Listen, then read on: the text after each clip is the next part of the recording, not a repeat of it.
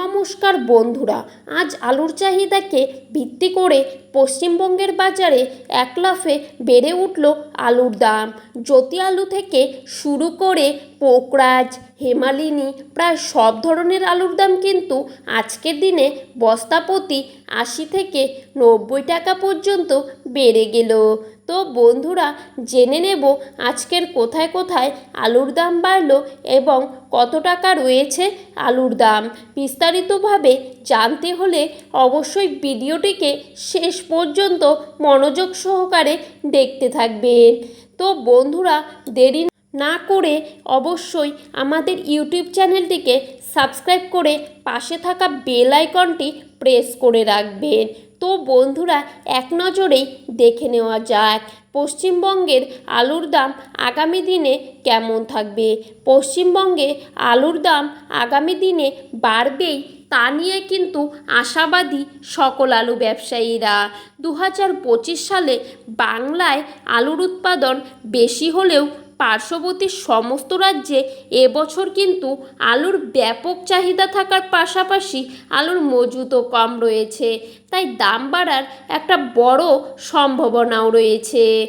আজ বাঁকুড়া জেলার কতুলপুরে পোকরাজ আলুর দাম রয়েছে 300 থেকে 310 টাকা, আর এখানে রেডি আলুর দাম রয়েছে 380 টাকা। কতুলপুরে আজকের দিনে জ্যোতি আলুর দাম দেখা যাচ্ছে 400 থেকে 410 টাকার মধ্যে।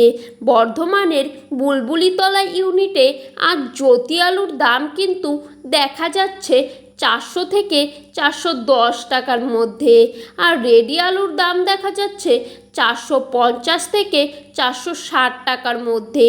সোনামুখীতে পোকরা আলুর দাম আজকের দিনে রয়েছে 340 থেকে 350 টাকার মধ্যে, আর পয়েন্ট লোড রেডির দাম রয়েছে 400 টাকা। সোনামুখীতে জ্যোতি আলুর দাম কিন্তু শোনা যাচ্ছে 410 থেকে 420 টাকার মধ্যে, আর রেডির দাম রয়েছে 460 টাকা।